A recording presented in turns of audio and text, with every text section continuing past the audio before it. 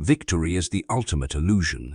In the unforgiving reality of high-stakes conflict, the precise moment an army celebrates its most brilliant breakthrough is almost always the exact moment it seals its own destruction.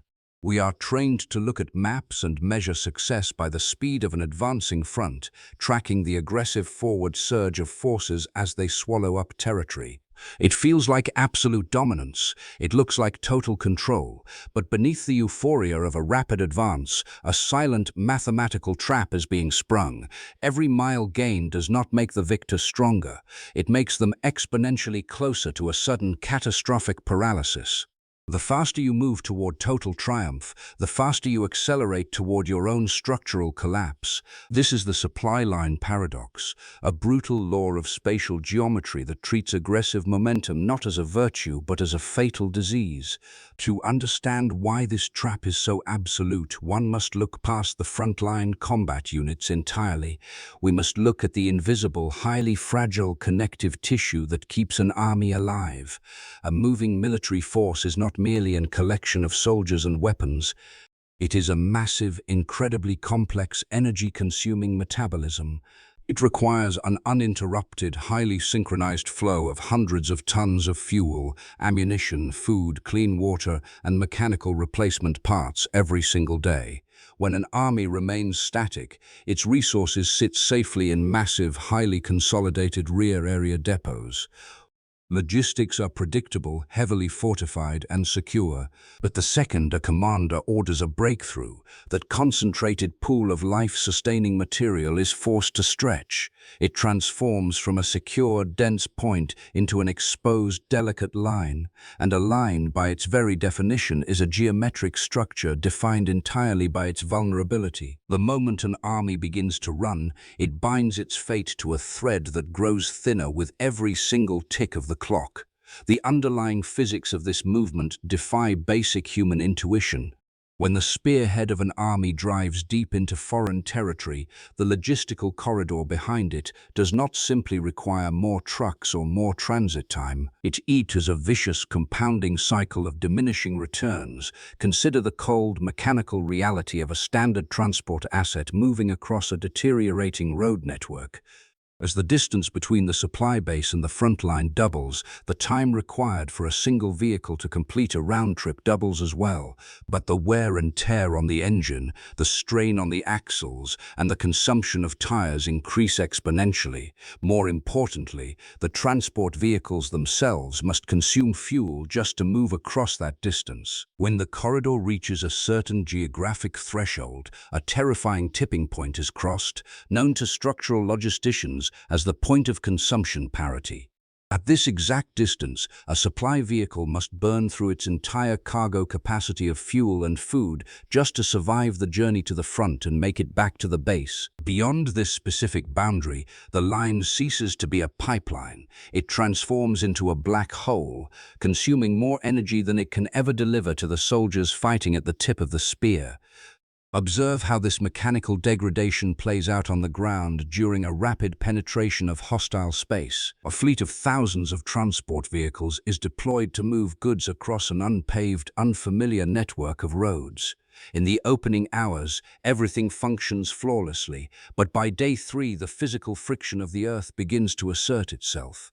Heavy trucks grind the dirt roads into thick, impassable mud or blinding dust clouds. Axles snap under the relentless weight of heavy ammunition crates.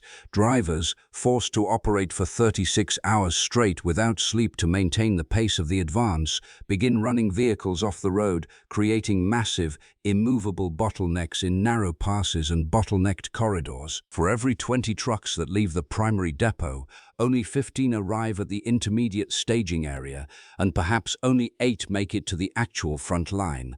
The system is bleeding efficiency from the inside out, losing vital mass to the sheer friction of distance. The front line is demanding thousands of tons of material to maintain its momentum, but the pipeline feeding them is constricting, turning from a rushing river into a desperate, sporadic trickle. The true tragedy of this structural decay is that it is almost always completely invisible to the high command until it is too late. This is because of a profound pattern interrupt in the nature of battlefield reporting. As the advance continues, the frontline reports reaching headquarters are universally positive. Units are capturing towns, bypassing enemy defensive pockets, and seizing key geographic objectives ahead of schedule. The maps at headquarters show nothing but green lights and massive sweeping arrows of progress. The enemy appears to be in full retreat, unable to form a coherent defensive line. This creates an overwhelming illusion of absolute victory. The commander believes they have broken the enemy's will to fight, but in reality, the enemy hasn't been defeated by tactical genius. They have simply been pushed back toward their own concentrated supply hubs, becoming denser and more resilient, while the attacking army has voluntarily stretched itself to the absolute limit of structural tolerance. The apparent collapse of the opponent is actually a mechanical vacuum, pulling the attacker deeper and deeper into a logistical wasteland. This phenomenon triggers a lethal failure within human psychology and decision-making behavior. Humans are evolutionarily hardwired to interpret forward movement as safety and success. When a commander looks at a map and sees their units covering 50 miles a day, a powerful cognitive bias takes over. The mind is flooded with adrenaline and a sense of profound urgency. The instinct is to double down, to maintain the relentless pressure, and to finish the opponent before they can recover. This psychological momentum creates an unbridgeable disconnect between the frontline leadership and the rear echelon logisticians. When the supply officers warn that the transport fleets are fracturing and that fuel reserves are dangerously depleted, the commander dismisses these concerns as bureaucratic cowardice. They believe that tactical spirit and aggressive willpower can overcome the laws of physics. The desire for total control blinds the leader to the fact that their own speed is creating an internal vacuum that will soon implode their entire force. They mistake the absence of immediate resistance for the presence of absolute security. Then, the trap springs with absolute, uncompromising finality. The moment of maximum overextension is reached. The frontline units, having run completely out of operational depth, finally grind to a halt, not because they met an immovable wall of enemy steel, but because their fuel tanks are completely empty. The tanks become static metal boxes. The artillery pieces run out of shells after the first few hours of an unexpected counterattack. Suddenly, the spatial geometry of the long corridor turns actively hostile. That massive, exposed line stretching hundreds of miles back to the original base cannot maneuver, cannot hide, and cannot defend itself. An opponent does not need to launch a massive frontal assault against the elite combat units at the front. They merely have to deploy small, highly mobile elements to strike a single unprotected bridge, an isolated crossroads, or a narrow defile miles behind the advance. By severing that single thread, the entire overextended army is instantly paralyzed. The elite, terrifying force at the front is transformed overnight into a massive, starving prison camp, trapped in deep territory with no food, no fuel, and no way to escape. The analytical verdict of history is clear. The greatest enemy of an invading army is almost always its own initial success. The structural failure is entirely self-inflicted, born from an inability to manage the relationship between speed and mass.